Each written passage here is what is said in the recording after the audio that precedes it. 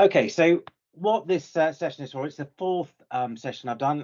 It's exactly the same as the previous one, so I make no apologies. But if anyone has sat in on any of those previous sessions and actually understood what I was telling them, then there's no need to sit through another 45 minutes of me. Hopefully, this will be an opportunity for those who haven't been through those sessions just to understand some of the changes around the contract review pack that have just been completed. So just going into a little bit of the rationale for it. So I don't know if people are aware, but contract review process itself was updated a little bit earlier in the year. So back in January, Nick Harvey, who owned the contract review process, updated it.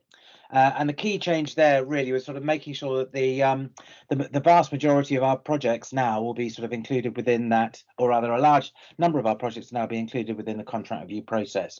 So every contract with an initial order book value now of more than £500,000 will have a contract review pack completed monthly, and they will be taken to a contract review either within the business unit, or they may be specially selected to go in front of the exec for the contract review pack. So the contract review pack is the responsibility of the project manager to complete, but it's not just a one-man band. You've very much got a supporting cast there to provide you with help and assistance. So the important message there as well is do use those other members of your project team to make sure you've got the information you need to support that contract review. So clearly there's a big financial input, so you'll get your financial team supporting you there, but also depending on the project, if there's a big procurement input, you need to make sure the procurement involved in that, and any of the other sort of supporting functions or delivery functions really need to make sure that their voice is also heard and their contribution is made into that contract review pack. As I said, all the contract review packs will be reviewed each month, and a selection of them will go up to the exec depending on the type and sort of the business unit that's being reviewed at the time. The key thing here is, although the requirement is for all projects over 500,000 initial order book value, I know individual business units have decided that they'll set their own level. So, for example, when you look at the rail business, I know that if any project there over 100,000 will be expected to complete a contract review pack, and those will be reviewed on a monthly basis as well. So that's sort of a bit of a background. So with the change in the contract review process, similar sort of time, we've also got an update to our corporate objectives. So the group objectives, which I've got here now for the new financial year, and so really just highlighting the key ones that the contract review process, particularly for the projects that we're talking about here, these are the key areas that they'll be looking to see how are we performing against these objectives. So on the delivery side, we're looking to deliver consistently against time, cost and quality, but also there's the 6 KPIs which a number of our key projects are already reporting on, but this is going to be for all projects now who complete the contract review pack. So across those 6 KPIs, which aren't just time, quality and cost, but also we've got in there scope, risk and resource as well, so that we've got all of those 6 elements are properly covered. So those KPIs have now been included within the contract review pack, and also there's a greater focus now on cash within the business. Due to the change in our sort of corporate funding arrangements, the use of cash and how it's tied up into our various projects has become a really critical part of how we manage our business going forward. So particularly around sort of on the finance side, it's an understanding of cash flow within your project, and also how working capital is being employed within your project is another key area of focus going forwards. And finally, as always, looking at revenue and margin. So those are the key areas that the contract review pack needs to support in making sure that we can objectively look at how we're delivering across all of those elements. So looking at the sort of the changes, so I've just sort of gone through sort of key reasons why it's changing is we need to make sure that the pack supported the requirements and objectives of the contract review process, but also could provide that objective evaluation of our performance against those group objectives as well. So it's just making sure that the new contract review pack, the issue 3, is aligned to both of those things so that we can get the information out that we need. Because the key thing that we're looking to do, and what the aim is to make sure we can improve the consistency in how we report, but also the visibility of those key measures of project performance. So there is a much better view across the piece, across the portfolio, but also right the way up across the whole business about how our projects are performing. So the aim has been to improve and enhance the management information that is available from the contract review packs. So the tweaks that we've made are very much there to improve the consistency of that information, but more importantly, make sure there is a way of highlighting early issues or concerns within a project, so that if there is a need to flag, areas of particular support or escalation, then the new project report is there to make sure that we can do that. So the changes that we've made, really in summary, we've added some more to the summary sheet, which is what you can see in the top right-hand corner, which I'll go through in a moment. We've made some changes to the financial tabs, and that's mainly around making sure that we've got greater focus on project cash flow and the use of working capital, and there has been an expansion of the information tabs. This is it's become a bit of a beast. I'm hoping I show you that it's not too onerous to actually complete it, and I know there's a lot of you that already are completing the contract review pack, and it's very close to its current form. The thing to point out here is that not everyone will be using the Excel template. I know within network services, they use the same information but presented very slightly differently, because they're using ClickView and they're also using Power BI. So the key thing to note is that although you won't necessarily be using the Excel sheet or sort of workbook, the information and the way that it's expressed will be the same, and therefore it's important you understand sort of the rationale behind these changes. So looking at the changes, what you can see there is sort of a very quick breakdown of what's been changed. So if you're using sort of release 2, these are really changes that have sort of changed since that was sort of went out, and I think that's been in use now for sort of a little over a year. So really within the summary tab, the status summary, and that's the sort of the picture on the far left hand side. Summary now includes some basic earned value information. All projects will be including the KPI RAG summary and status, and we've also added now some information around supplier performance. On the financials tab, which is the one in the middle, as I said, there's a lot more focus now on those key balance sheet metrics, cash flow and working capital, so there's a little bit more that now needs to be completed in that area. The contract summary, there's a page in there, so if you look at the purple tabs, the 3 tabs across the left hand side, those are sort of the key tabs of the information that will be presented at the contract review.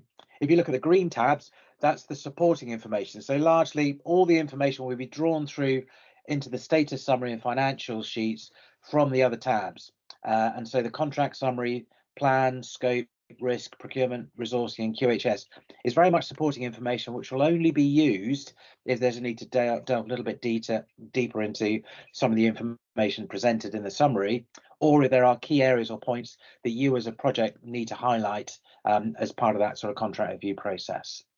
And then finally, when you look at the sort of the sheets over to the right hand side, we've also incorporated the cost and value reconciliation report that is already in use within the rail projects, and the purpose of doing that is we brought it all together in one place. So there's going to be a single source of the truth. All the information used in the CVR template is largely drawn from existing information that sits within the contract review pack. So most of that will be pre-populated, but there will still be the need to add in key bits of narrative within that part of the pack. But as I said earlier, the reason for this is we want to make the contract review pack the single source of the truth for reporting project performance. And by doing that, we can make sure that we have a centralized view, and we can objectively look at how projects are doing across business units without having to worry about how it's being presented. So what the expectation is at both business unit and at exec level is that there's a consistent way that we're reporting the information. There's a consistent bit of narrative that's going to go with that, so that we can really call out those exceptions, so we can basically highlight those areas of support and need, rather than people having to try and understand what it is they're looking at. And the whole point of that is to give that much greater visibility of performance, and where there is help and support needed, that we can get that early intervention available. But also slightly further down the line, we are looking to improve our portfolio reporting. So we've already got sort of dashboards in use within network services, and I know in the rail area, and I think also within sort of London projects that they're using ServiceNow to create dashboards. What we want to do is have a much more consistent way of doing that, not only across those various portfolios, but also so there's that central view as well, so that we can understand performance against those key objectives for this financial year that I highlighted earlier. So a couple of things have been uploaded to Everything Talent. The contract review pack, the issue 3 template is now live and has been for a couple of weeks now. So that's been approved by Nick Harvey, and that's available. Key number to note there is 8114. So that is available to download from Everything Talent. I've also done a contract review completion instructions. Once again, that's also available from Everything Talent. So key number there is 8117. This is largely a lift and shift of some existing instructions that used to sit on UCM. They are still there. The first sort of 9 pages tell you how to download the information from Oracle to populate the finance tab. And then the last sort of 9 pages are really sort of taking you on a step-by-step guide into how to complete the remaining pages within the contract review. So what I've really done is sort of built on information that's been around, I think, for the last sort of 10, 15 years or so. So hopefully that's going to be of value to you. Okay, so if I just come out of the presentation and just start going through the slideshow. So let's do that.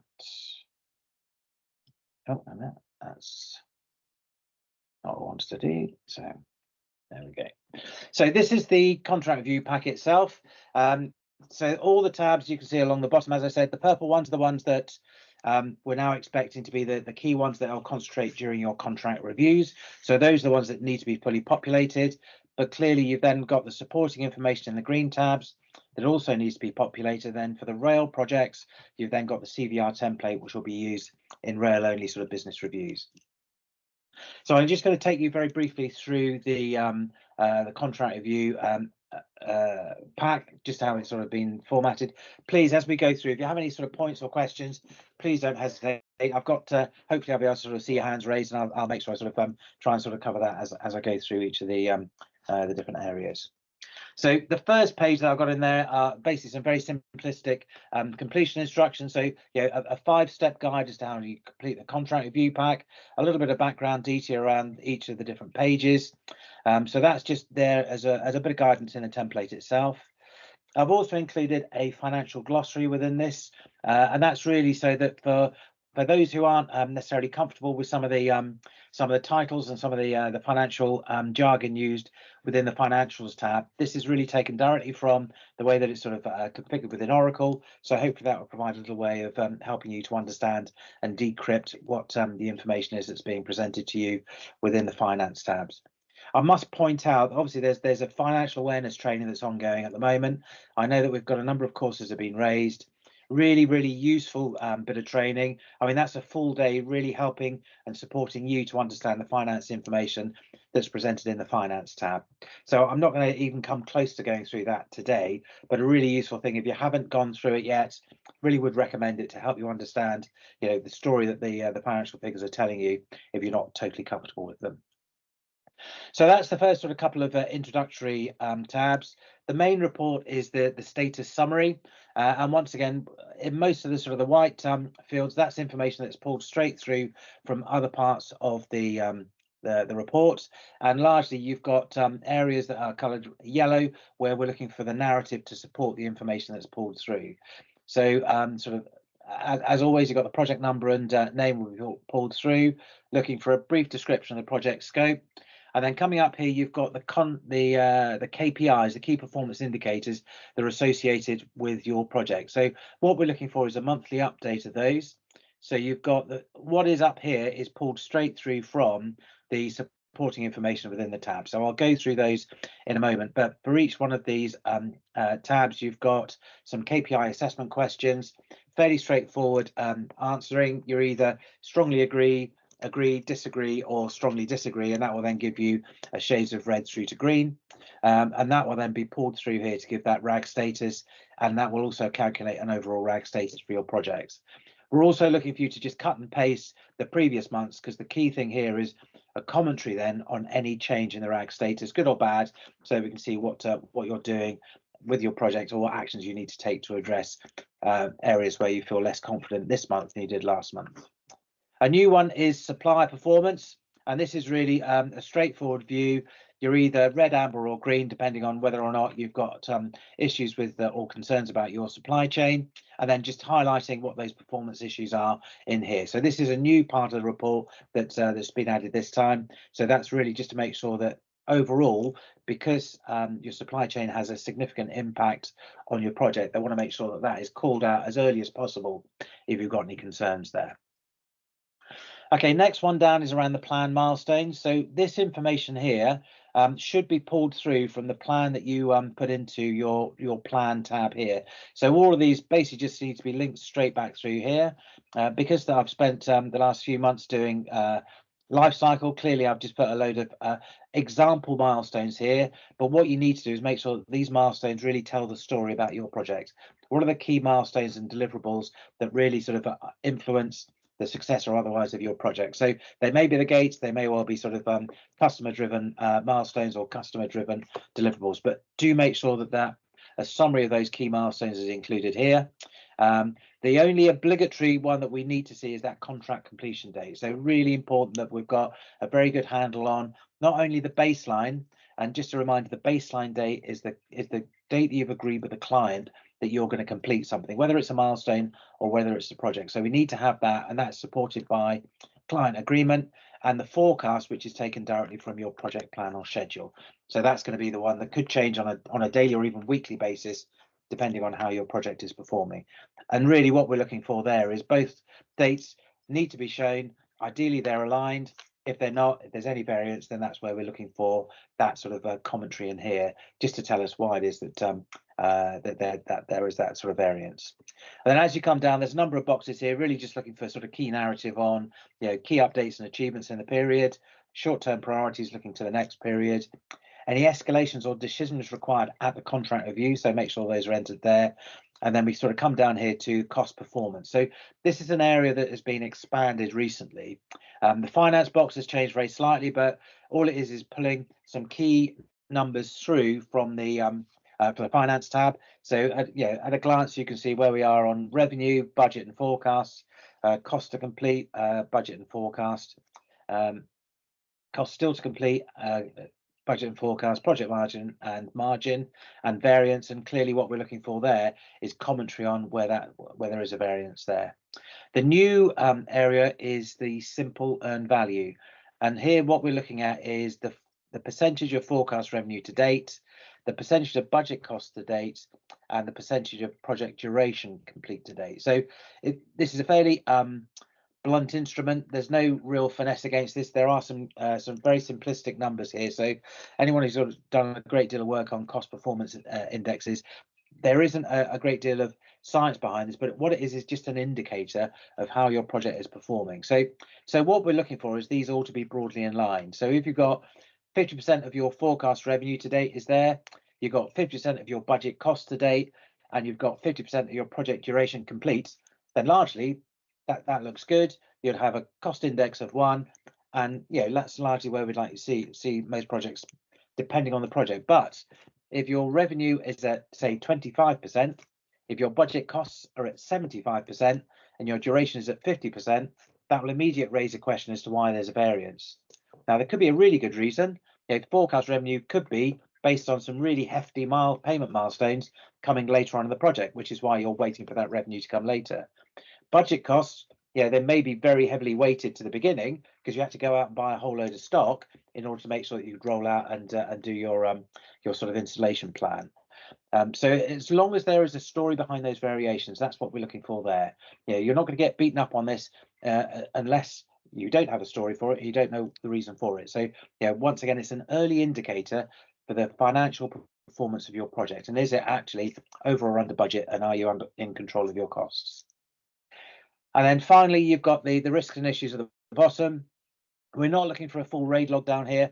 Really what this is for is to highlight those key issues and risks that you want to be highlighted in your contract review, the things that you need to have in the forefront of people's minds when you actually present your contract review on a monthly basis. So where you need to escalate it, where it's outside the span of your control, or where you need to sort of highlight where you require a decision. So that's really the need there. So this is all about you having the opportunity to have a proper dialogue about your project at your contract review. So it's really important that we got, the data will be pulled through, but it's the narrative that you add that's really going to add value in this space. Okay, so status summary, finance tab is, as it's always been largely, what you will see is you've got the finance KPI at the top end. So once again, there's a fairly straightforward assessment question. You need to go into the box here and then you decide whether or not you strongly agree, disagree, or strongly agree with the statement. So if you strongly agree, comes out green. What I should highlight as well is there's a supplier agreement KPI question. You can't enter that within the finance sheet. What we have done is there's now a procurement tab. And the important thing is that we haven't created an additional procurement KPI, but there are 3 KPI assessment questions that feed into not just the finance tab, but also into the scope tab and also into the risks tab. So those things, because there is such a big impact on from your supply chain on those areas, we wanted to make sure that was properly reflected in how we responded to the KPI questions. Then when you come down to the remainder of the finance, this is all information that's pulled directly through from the Oracle download, and there's been no change made to that. Just to point out for those sort of network services projects, the information is the same but presented in a very slightly different way because the way that it's pulled through from Oracle into QuickBooks. But you are still expected to go through exactly the same information. It's just, I suppose, presented in a very slightly different way. The key change on this sheet are this area here in the center. The box here used to be called, I think, funding, billing, collections and commitments. We now called it key balance sheet metrics.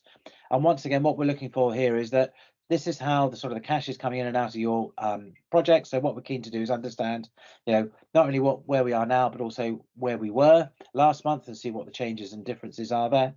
But the main one is that the main change is the working capital box. So this has been created to really understand what working capital is tied up in your project. This is absolutely critical now to the business. So they need to understand what working capital you've got tied up in there, whether it's in debtors, sales accruals, advance payments, cost accruals, WIP or stock. But then even more importantly, what is the change in that working capital? Has it gone up? Has it gone down? And the key thing there is then this narrative box on the right hand side, making sure you provide that narrative, that explanation for any change in working capital, but also on the cash flow side of things, if there are unusual cash payments in the month, once again, we just need to understand it so that we can call out any of those changes or variations. But otherwise, the finance tab is very much as it was before.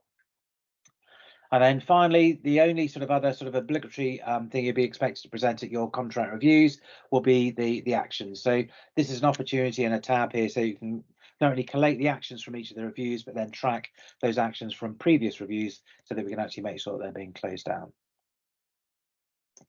Okay, so I'll take breath there. I don't know if there's any questions or any points.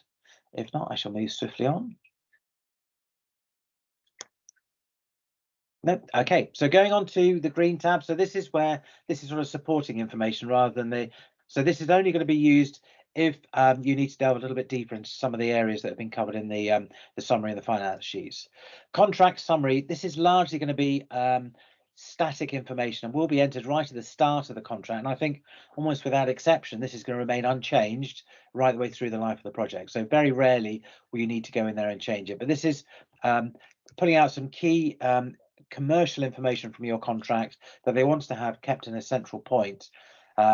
One, you've got it there as a ready reference for your own good, but also more importantly, we do it. A lot of audits come through, and sometimes trying to access this information from contracts, that sit within SharePoint or UCM is very difficult to access. So by having it all here in a central place, we can actually start not only accessing it more centrally, but also start looking at, well, actually, are we being consistent in how we're managing liquidated damages, limitations of liability, our insurance requirements? So once again, will help in our commercial appraisal of the contracts that we have. But like I say, this is almost like fire and forget. Once it's been filled in, you most really won't need to complete this again. So going through the remainder of the green tabs, these are largely supporting information that's sort of fed through to the front. So as I said earlier, you've got the project sort of key milestones and deliverables. So if you can make sure you can complete the information here, link that through to the front sheet. So I've just linked through, as you can see, the sort of the gate reviews that I've got in here, but clearly you need to make sure that the milestones you put in there are appropriate and the key sort of measures that you'll be using to measure your own sort of project performance. So make sure that the correct milestones are put in there. And the two key dates that we're looking for is the baseline date, which is the date you've agreed with a client, and the forecast date, which is the date that your project plan says you're actually going to complete that. And really the narrative is going to be all around any variance. So going up to the KPIs, very much like the finances, you've got two KPI questions here. So once again, it's go through the assessment questions, choose out of those three options two options in this case, whether you strongly agree or strongly disagree, and then that will then give you the RAG status. Going to scope, similar sort of thing again. You've got the KPI questions. There are two questions that need to be answered on the scope tab, but also there's a procurement scope as well, and that's pulled straight through from the procurement tab. So the important thing there is making sure that you've got those two completed here, but you will need to go to the procurement tab to complete that the procurement scope question. What we've got here as well is a change table. Now for the rail projects, and you'll see sort of very slightly further on, you've got a wrong way. You've got a number of tabs there for rail, which is the early warning and the change request. So those will be maintained for rail projects. Outside of that, there's obviously an opportunity here, so that if change becomes a big part of your project, then you can actually sort of make sure that you've got that story here available to you, so that when you present at your monthly contract reviews, then the information you need is readily to hand. Doesn't need to be completed, but it's there to provide that supporting information should you need it. Going on to the risk tab, once again, you've got the KPI questions at the top. So there's three KPI questions that need to be completed. And then there's a fourth one, which is the supplier quality and delivery risk. Once again, there's no option to actually sort of complete it here. What you will need to do is make sure you complete that particular KPI question in the procurement tab.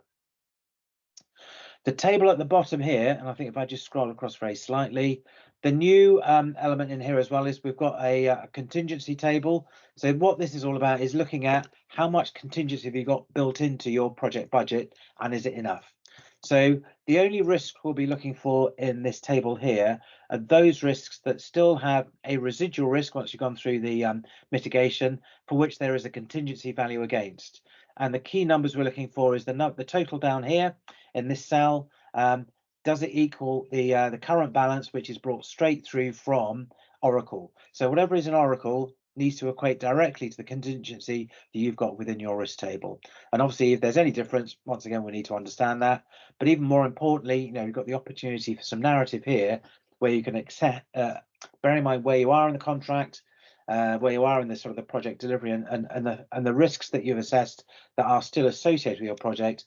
Have you still got enough contingency to cover those risks? So once again, it's an important sort of dialogue to have, and this is where you put that supporting information for that discussion at the contract review.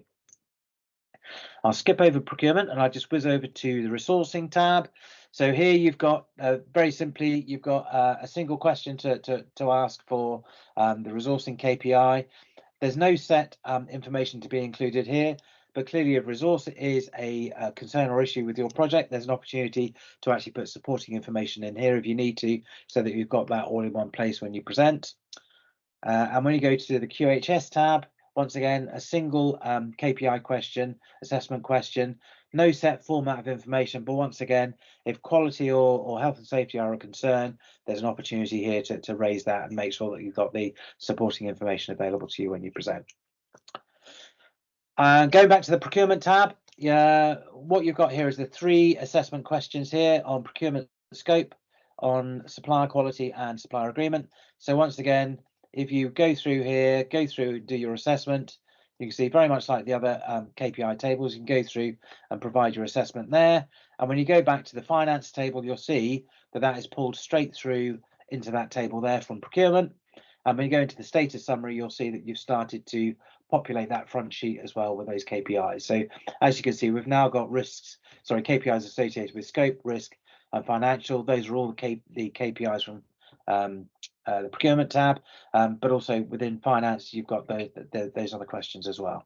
So that all gets pulled straight through to the front sheet. But as you can see, because it's incomplete, we haven't completed all the KPIs yet, so that will still come up as incomplete on the front sheet until it's done.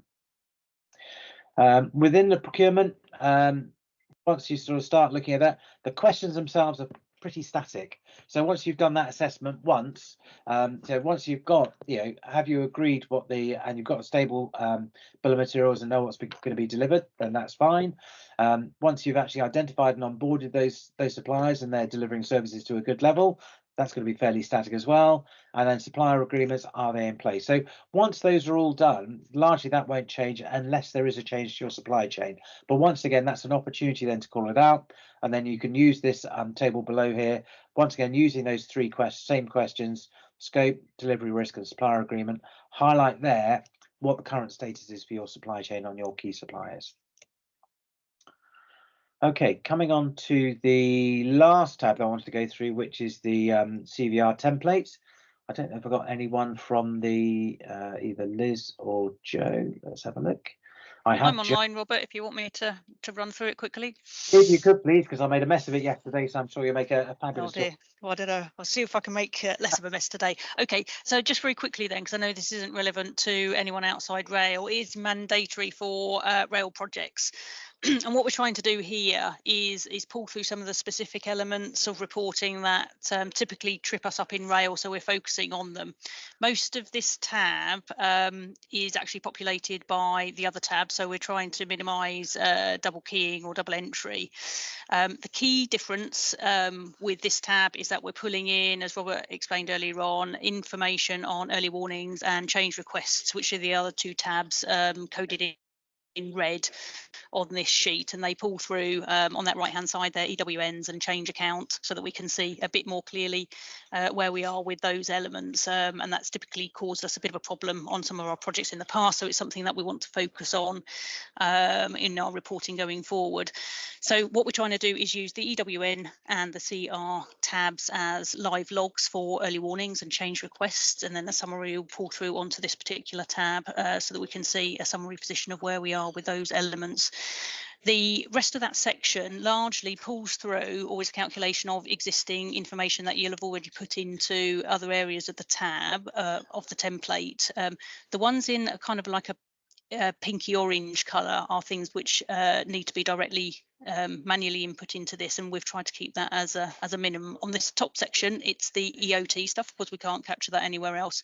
Everything else on that particular section pulls through, so that should be fairly straightforward. Just quickly flicking down through the rest of the tab. So the top section is around kind of linking up the financials with the commercial position. Section 2 and Section 3 go through revenue and costs. Again, largely populated by the finance tab, which you'll have already completed. The revenue section does have quite a bit of manual input, but it's pulling through the application information so we can see where we are with current applications, certified applications, and the cash position as well. We've got two quite big boxes on the right hand side, which is for narrative. So what we're trying to do is get people to explain the position with the numbers, so there's a bit of explanation for what the numbers are telling us, rather than just having the numbers, which become quite difficult to see what's going on if you just have those on their own. The cost and value reconciliation bit, where the acronym comes from underneath, just pulls through the cost information. Again, that's populated by the information that comes through on the financials tab, so that's directly out of Oracle, with a bit of explanation again as to what that means for us. What we're trying to do with this section is compare traded margin, which is fixed in the system, with actual margin, which is based on the actual cost position. So it doesn't call that out anywhere else in this template, and what we're trying to do here is make that really obvious to see whether we're on track with traded margin or above or below, depending on whether we've got any WIP or cost accruals on the project. And then the final section is on contingency. So again, this comes from the Risk and Ops tab that Rob took you through earlier on, with a bit of a split out to explain the specific items which we're spending contingency on or forecast to spend contingency on. And that's really just to keep us on track with where we are with contingency, and we're not running it down too early on in the project. We've got enough to keep it going throughout the project's life cycle. And that's it. And if anyone, I know not everyone on the call will be using these tabs, but if we've got any rail people on the call with specific questions, either I can answer them after the call or Kath Raven, our finance business partner, can. So reach out to either of us and we'll take you through it in more detail if needed. Okay, brilliant. Thank you very much indeed, Jo. So I'll stop there. So I suppose just really sort of just a sort of a final bit from myself. So this has been launched really to make sure that we got it out just in time, and I know it's by the skin of our teeth, so it's there so that we can start using it for the April month end numbers, which we should be getting a hold of very, very shortly.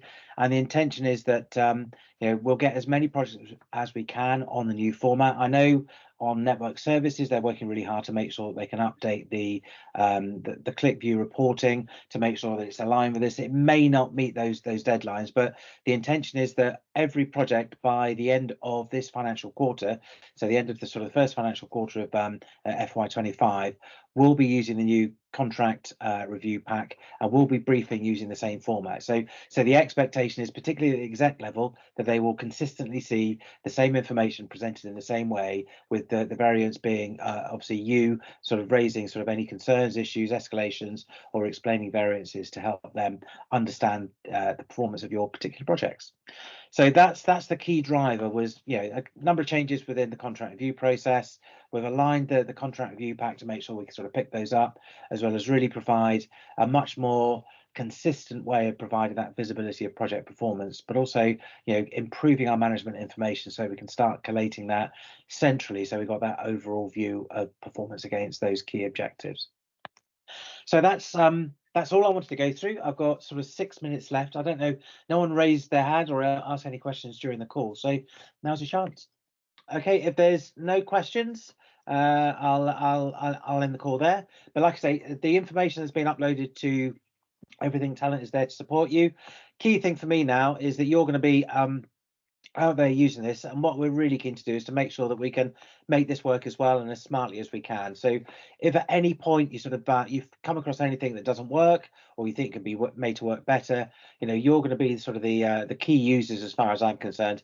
Really want to hear from you to understand what we can do to improve the way we're doing things, and rest assured the plan is to make sure that we can work smarter going forward. So the more of this that we can sort of automate and remove the burden of having to sort of collect the data from yourselves, the more of that we are going to be doing. But in the meantime, we'll start with this as a bit of an interim measure. So please do sort of feedback to me sort of anything that can improve the process.